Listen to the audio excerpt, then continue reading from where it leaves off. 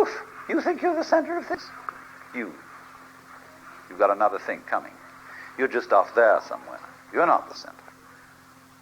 So, you see, when we began to find out that the Ptolemaic theory of the globe as the center of the universe wouldn't hold water, we all began to feel, well, we've been put down. The sun's the center. And then we found out that the sun was a rather unimportant star on the edge of the galaxy. That was another humiliation. And then we discovered that our galaxy wasn't the universe. It was only just one galaxy in millions of them. And so that began to make us feel rather small. But there was no reason why it should do so, because what we didn't notice while we were noticing all that was the other side of the picture. What a remarkable being man is to be aware of that at all. That this fragmentary, tiny little germ on this allegedly unimportant planet in this insignificant solar system, inside that tiny little germ was a reflecting mirror which could conceive the whole thing and become aware of it. What a fantastic thing. And what does that reflecting mirror remind you of? Why, it reminds me of the wonderful Buddhist image of Indra's net. A spider web, multidimensioned, in the morning dew. And every dewdrop contains the reflection of all the other dewdrops. Because all things are mutually interpenetrating and interdependent. And so then this tiny little organism, who is in this allegedly unimportant position, is by reason of his marvelous nervous system and brain evoking the whole cosmos. Because you see, it is simply by reason of the fact that you have your organism in your eyes, you make the sun light. It is by virtue of the fact that you have skin, which is soft with certain kind of nerve ends, you make the rocks hard. Rocks aren't hard except in relation to fingers. Where there are no fingers, rocks aren't hard. Where there are no eyes, the sun isn't light. Where there is no sensitivity to temperature, fire isn't hot. It is always a relationship. Light, heat, weight, hardness, softness, these are all terms of relationship. Just like near, far, long, short. And things are only long, you can say that the sun is a long way from the earth, because we compare that length with the short distance between our chairs in this room. It's how we know long in relation to short. So if there is no world in which these dimensions here are considered short, the sun is neither a long way nor a short way from the earth. You see? It is then in relation to this insignificant little creature that all this cosmos comes into being. You evoke it. And in turn, that's not the only side of the picture. That would be one-sided to say that that's the only thing. In turn, it does you, and you evoke it. It's mutual. You are something the whole universe is doing, and it is something you are doing. By you, I mean your organism. And it goes together, and neither one is boss. So then, while on the one hand we come to have an image of man as coextensive with the universe, this goes along with the realization that another image of the universe is yourself. That is to say, the mysterious center you call I, which you never get to look at.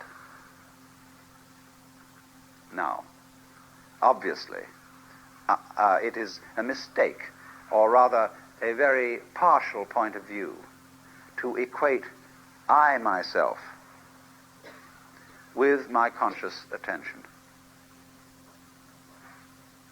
Because conscious attention is a function of the brain and of a whole amazing set of relationships and processes of which we are not normally aware. But nevertheless, that domain of which we are not aware is most deeply and truly ourself.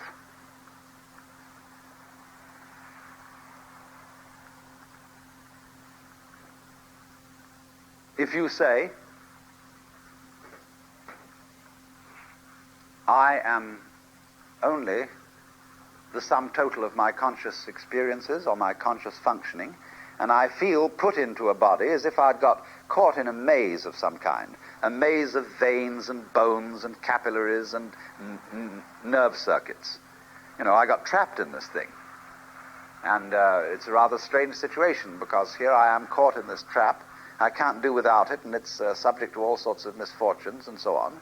And, well, this is crazy. It isn't a trap you're caught in, it's you. But this that is called the self, we've been taught, you see, to feel it as something rather incidental. As if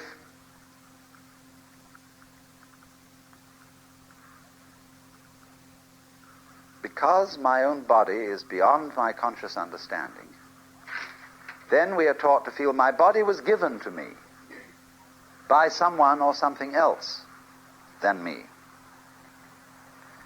I am here in a position of probation, you know, as if you joined a club.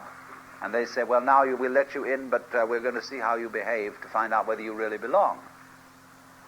And so, as a result of the father or boss image of God, we all tend to feel on probationary status in this universe. And so our whole speech, all our attitudes reflect this, that I came into this world, that I confront this world as something alien. All this reflects probationary status and obscures from us the fact that what you feel as yourself, as deeply as you can possibly feel it, is your particular way of experiencing how this universe feels on the inside.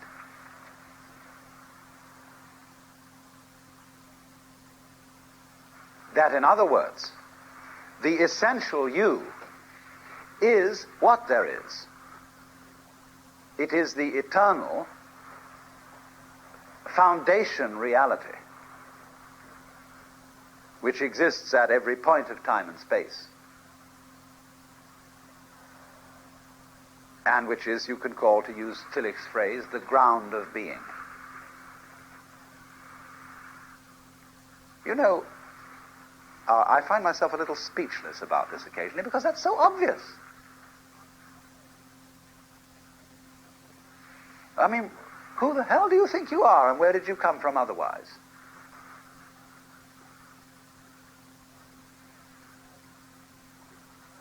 Don't you see that your most intense sensation or intuition of reality, of your own reality, is the reality that there is? It isn't something that just came from somewhere else altogether, which is somehow totally disconnected from the eternal cycling of the galaxies and everything else. It's all there. Now, of course, like every other form of reality, the self pulsates.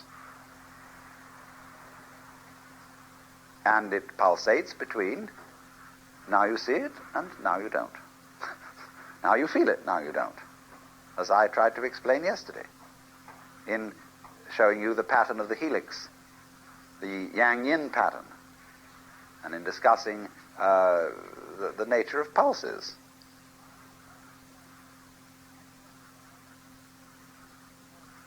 So then, you find that the self manifests its existence in a dual way. First of all, self-other. Secondly, as life-death. Here it is in the form of I experiencing the world, and then that comes to an end. And there's an apparent blank called death, which is similar to the blank that your head seems to be. But just as the blank behind your eyes is precisely what enables you to see, so in the same way, the blank called death enables you to be alive. Do you remember when you were dead before? Before you were born? There was just nothing around, was there? It wasn't even dark. And now here you are. Now, so when you die,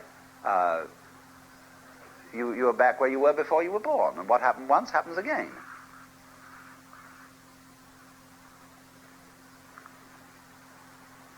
But you see, if you don't see that that's the trick, then you develop anxiety and you say, oh dear, the dark side of things might win. Nothing might swallow up something. All being, all life, all energy might be engulfed in non-energy. But that's because you don't understand that energy and non-energy are partners, inseparable partners. Because we don't, you see, we only are, the world only manifests motion in relation to stillness. And things can only be said to be still or inert in relation to motion. The system is marvelously self-contained. If only you can wake up and see that it is so. That it is so. That it is so. That it is so. That it is so. That it is so. That it is so.